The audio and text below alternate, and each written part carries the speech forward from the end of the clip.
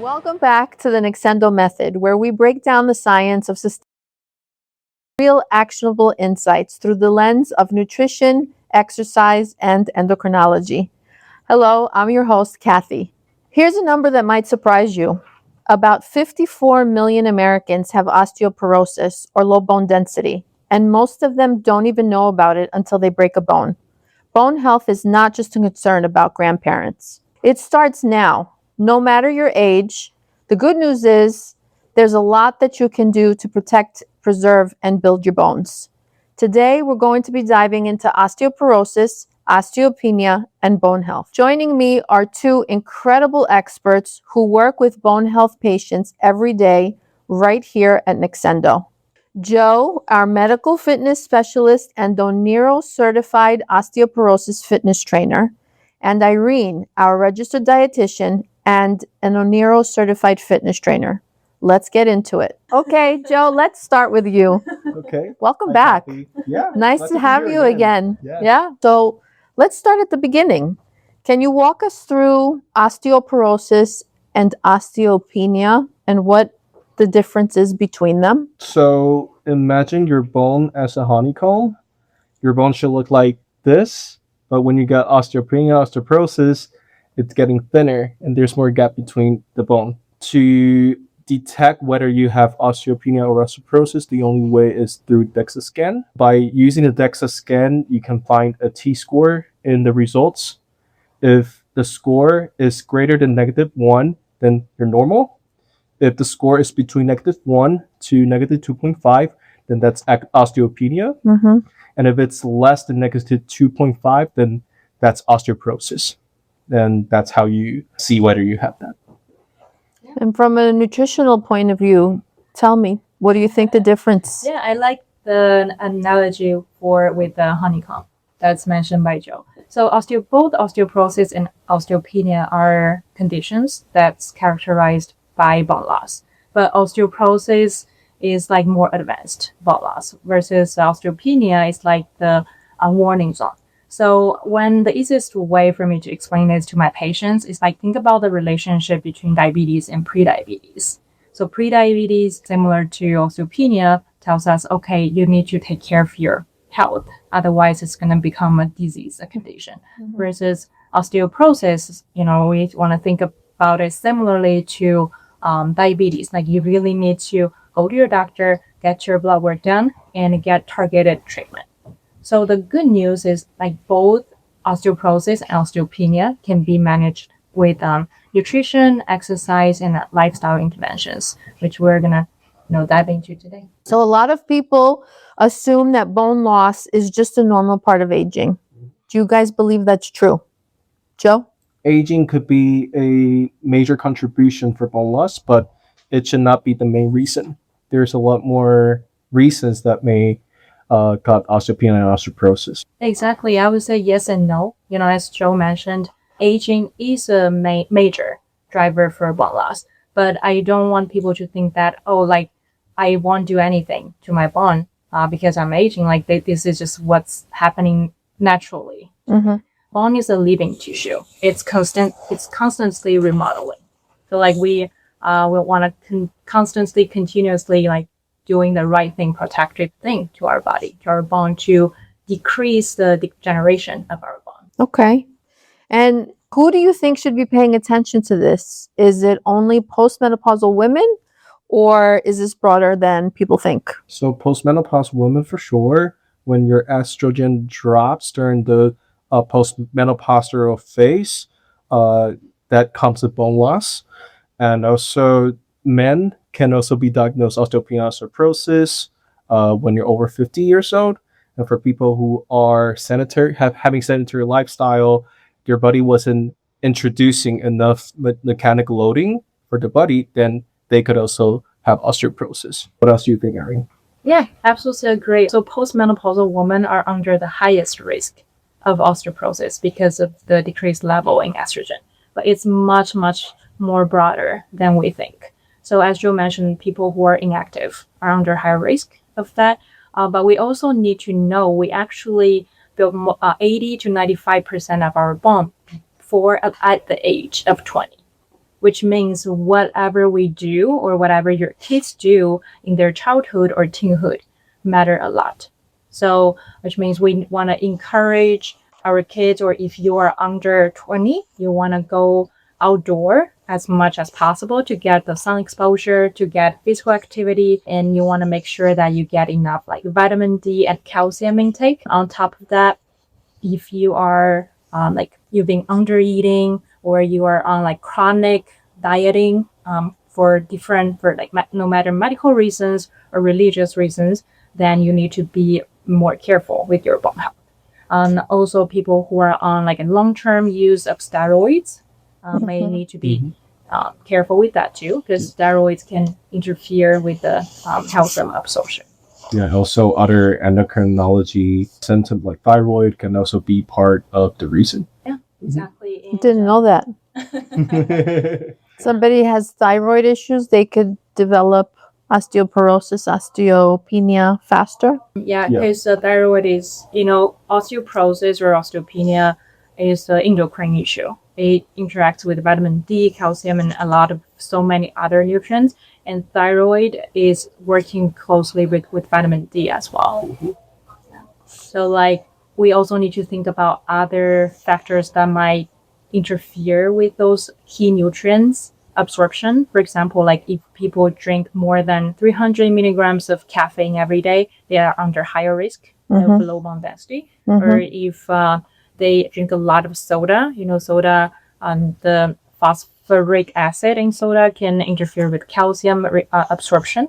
So like if they're drinking a lot of soda every day, they're under higher risk. Or if they smoke a lot, they can develop osteoporosis earlier as well. What about alcohol? Yeah, it's the same. Yeah. Alcohol, yeah. I didn't know about caffeine. Yeah. Neither did I. Yeah. I always have like 500 milligrams of caffeine. How do you know it's 500? Because I had energy drink out of my coffee, and I kind of like do my math, and it's about 500. Oh my goodness. Joe, we got to put you on the program. Yes. So, Irene, when somebody comes to you with osteoporosis or osteopenia diagnosis, where do you start them nutritionally? And we've all heard about drink your milk for strong bones, but is calcium really the whole story? So calcium for sure is not the whole story, but it's the essential piece of the story.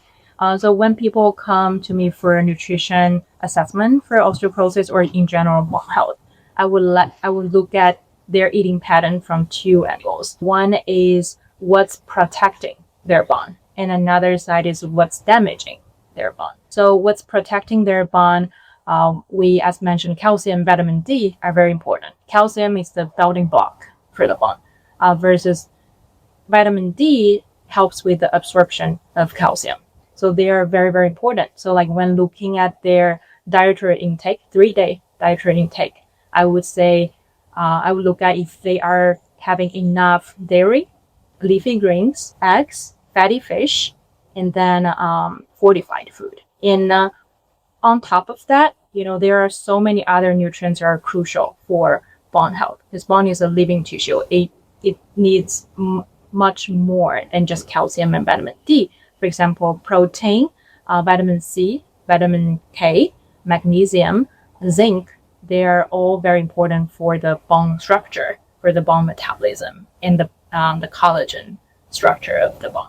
Mm.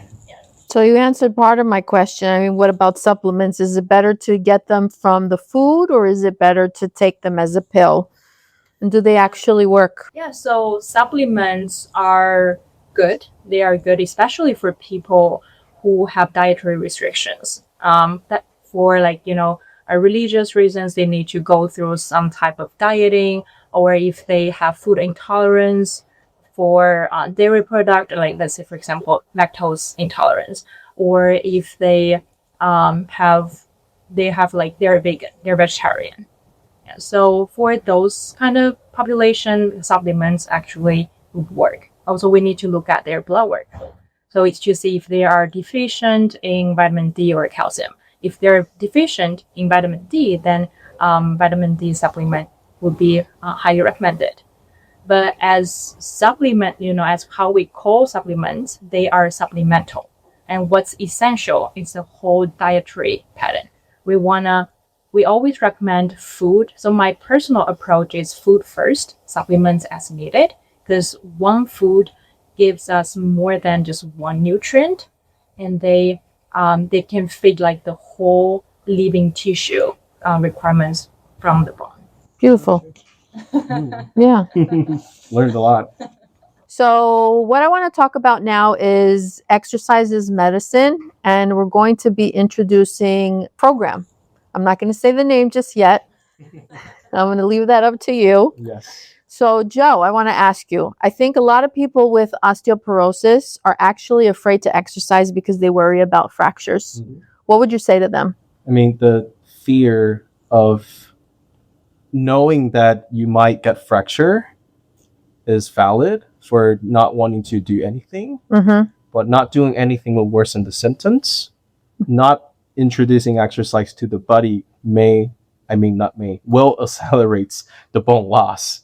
And on the scientific standpoints, the mechanical loading is what we want to bring it to the muscles. I mean, not only the muscle, also the bone, to boost up the osteoblast. So osteoblast is part of the bone cells. There are three major type of bone cells: osteocytes, which is 98% of the whole bone cell, which I already mentioned about the living tissue.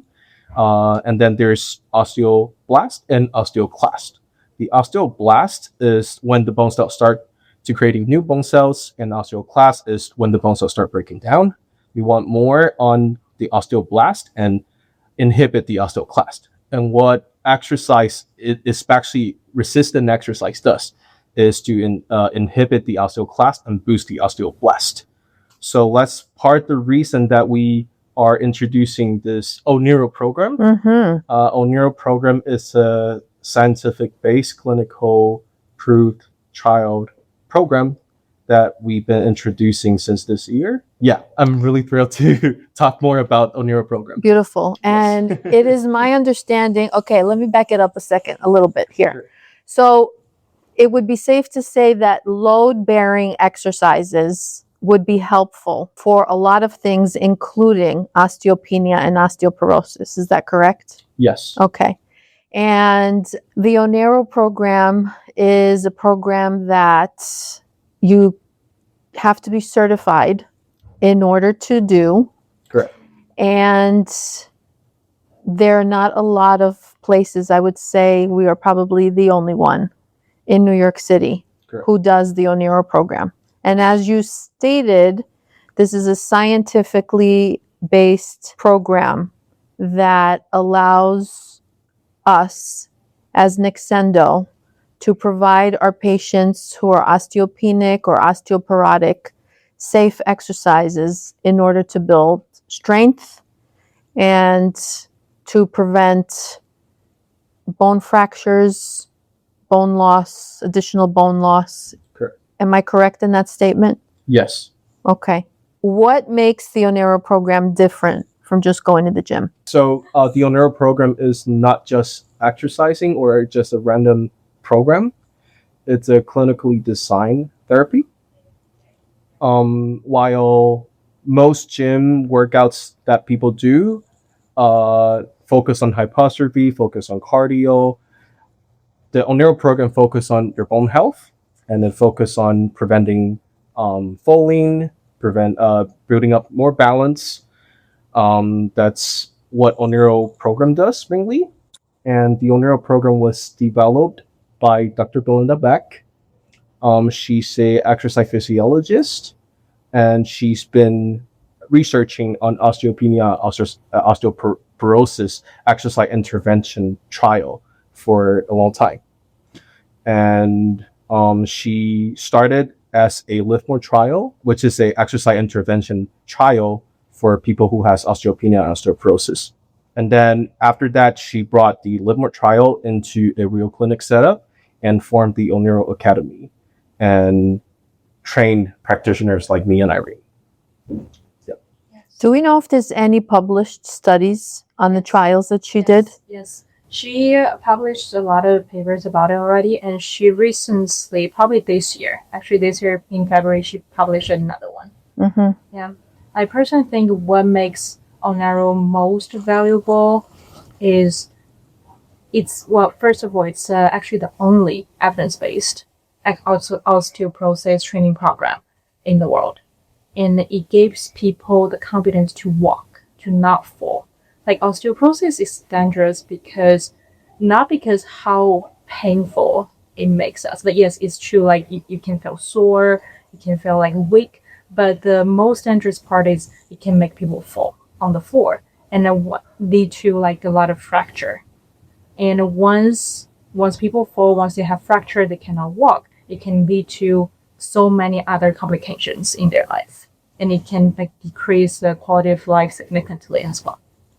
So like the ONERO program gives them confidence to walk, to do daily activity, at the same time to increase their muscle mass, which is also a key issue for our concern for elderly people.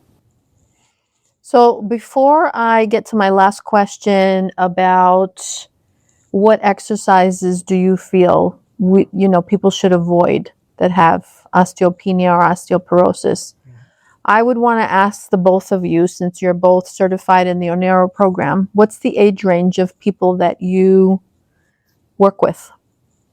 So the youngest person I've been working with is 47. 47. 47. Oldest currently is around 81. Wow. Yeah. Wow. Yes. So it's a wide range that you can see. So would you say the 47-year-old had a diagnosis of osteopenia? Yes. No, osteoporosis. not just Osteoporosis at 47. Correct. And the 81-year-old came to the program why? Because of osteoporosis, and she did some research that she found out this is the only clinically proved program to help improve the bone loss by doing exercises. So that's how she reached out. How long has she been with us? So technically, she hasn't started the official ONERO sessions yet. Okay. She is still under a pre-ONERO phase. Okay. It would take a while to let people, especially for people who hasn't been moving for their entire life, Right. to introduce movement, unlock their mobility, activate the muscle that they need to be activating. Then they would actually start the actual ONERO program. So even joining the ONERO program within neXendo is a process, is what you're saying. We go step by step. We evaluate multiple factors, and then we start the clients slowly Yes. and based on what the needs are. Every client is different. There's not one client that's the same as the other. Yeah. Would that be correct? Correct. Okay. So someone who is in that situation of osteopenia, osteoporosis, tell me what type of exercises would you avoid? So first off, we have to avoid spinal flexion movement, which is moving like bending over to reach your toes type of movement, especially when you're loading weights. That will increase the tension on your vertebrae, and that the anterior loading could create fracture if you are loading weight, especially. And then the second movement that you definitely avoid is to side twisting movements. So exercise like a Russian twist or even like sport rotational exercises should be avoiding. And the last one is high impact exercises if you're not introducing properly. Don't get me wrong, high impact exercise can be beneficial for increasing your bone mass density, but for people who don't know how to do it properly, they might hurt themselves by doing it. So high impact exercises like jumping or hopping, stuff like that. Is it something that you would consider teaching a client how to do if they needed to do that, or you would avoid it altogether? I would slowly progress up to the point where the client can be able to do it.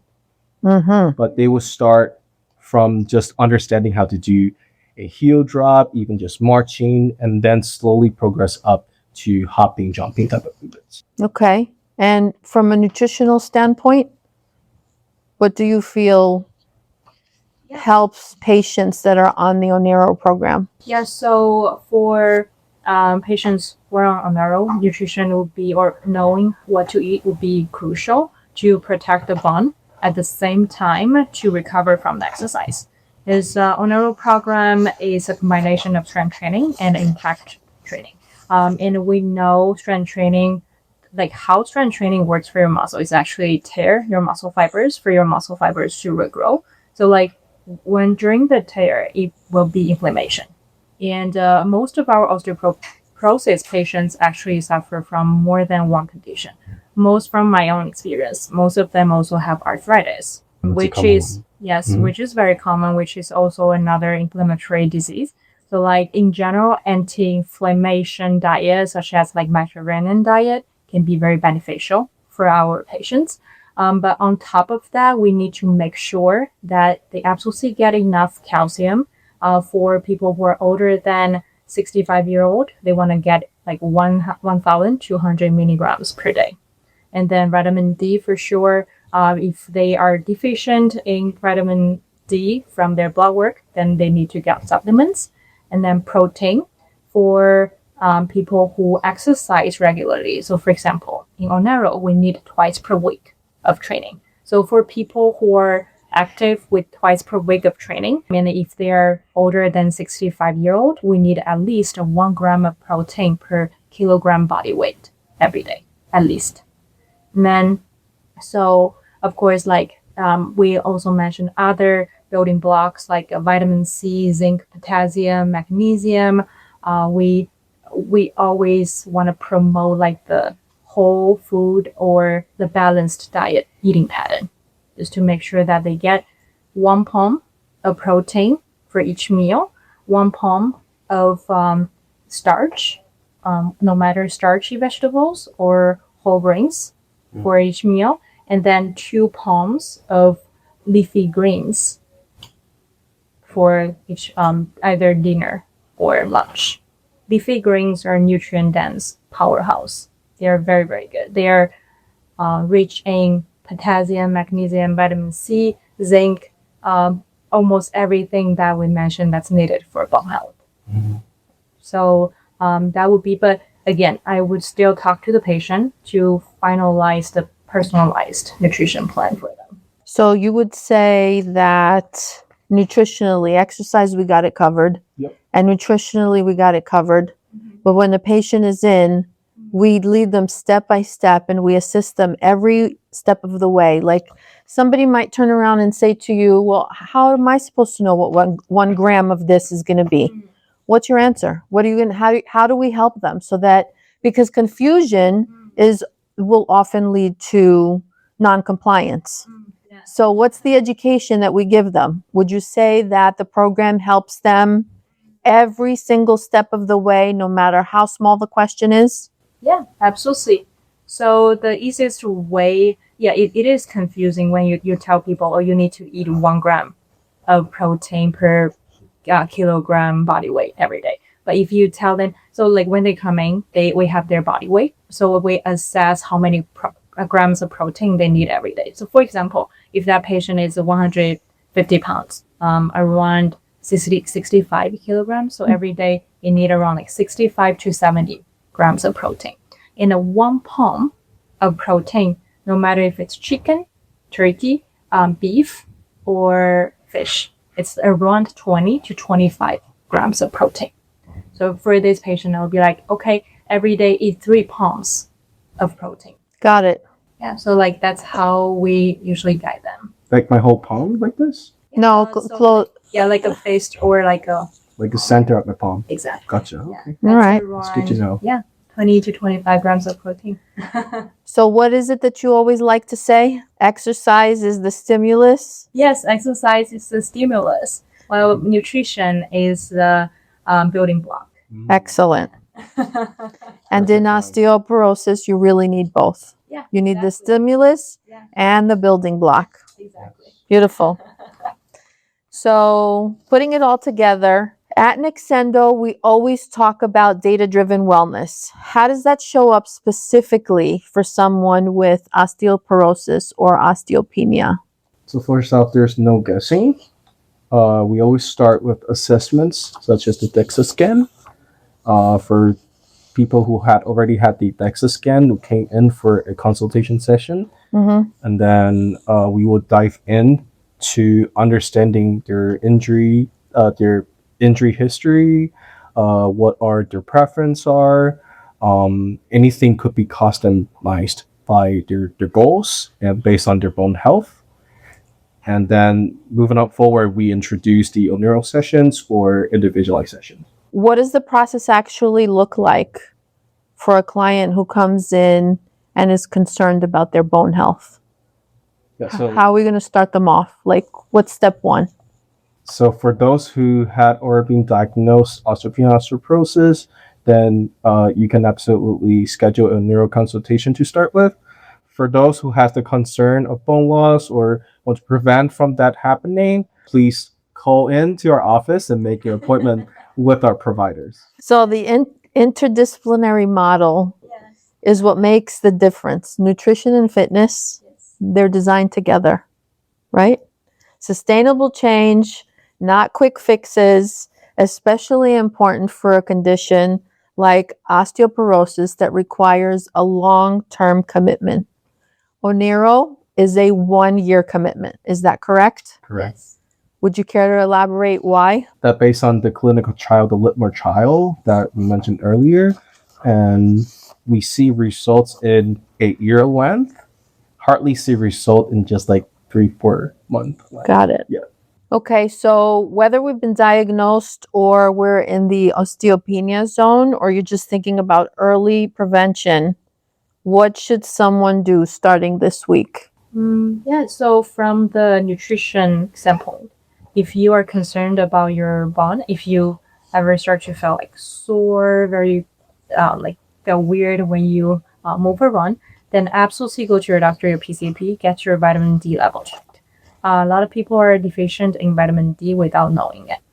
And then assess your calcium intake to see, if you're getting 1,200 milligrams per day. If you're older than 65, for people who are younger than 65, then you can see if you're getting 1,000 milligrams of calcium every day. And on top of that, just ask yourself, am I eating too much sodium? Am I eating a lot of processed food? Because they can interfere with calcium as well. And am I a heavy smoker? Am I drinking too much alcohol? And if that's the case, then I would recommend you speak to a dietitian and then start the ONERO program, or just start strengthening your bone. Yeah. And if you are concerned about the vitamin not getting enough vitamin D or calcium, or not getting enough food, it's good to always good to talk with a dietitian to see to figure out the nutrition plan that works specifically for you, and try to find the alternatives for the food that you cannot eat or you don't want to eat. I wanted to add to that in terms of the vitamin D. Yes. Sasha did a segment, our nutritionist Sasha did a segment on Fox 5 about vitamin D. Yes. And here in New York, almost everyone is low on vitamin D. Yes. And in that segment, she explained why. So definitely, if you are concerned with your bone health, the number one thing to check is your vitamin D levels. You can come into our clinic, feel free to, get your vitamin D levels checked, but that's a great starting point. Yeah, exactly. Yeah, and for exercising standpoints, if you're not diagnosed osteopenia, osteoporosis, try to start with at least 2 to 3 times a week in strength training. If you don't have any experience, I highly recommend to hire a trainer, a certified trainer to start with, to be safe. And the reason why, like we mentioned earlier, you want to do persistent training to give the bone the mechanical tension, so that we can have more formation for the bone.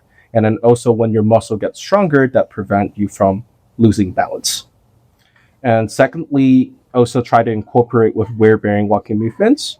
Try to average at least 7,000 to 10,000 steps per day, like brisk walking, a bit of incline walk, even carrying heavy groceries instead of taking your grocery back from Uber.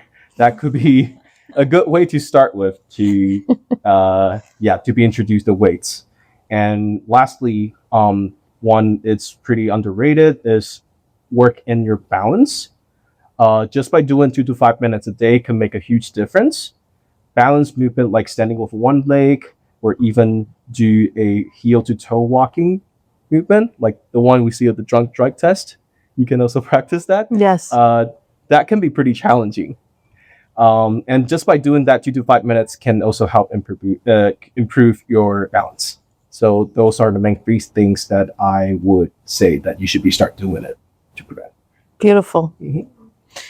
So whether you're 30 and building better preventive habits, or 65 and managing a diagnosis, it is never too early or never too late to take action. All right, a huge thank you to Joe and Irene for their expertise in this conversation. If you want to know where your bone health actually stands, come see us in New York City. We have the testing, we have the team, and we have the plan to help you move forward with confidence. If today resonated with you, please subscribe to the neXendo method wherever you listen to podcasts, and follow us on social media at neXendo Wellness for more evidence-based, real talk wellness content. Thanks for listening to the neXendo method. See you next time.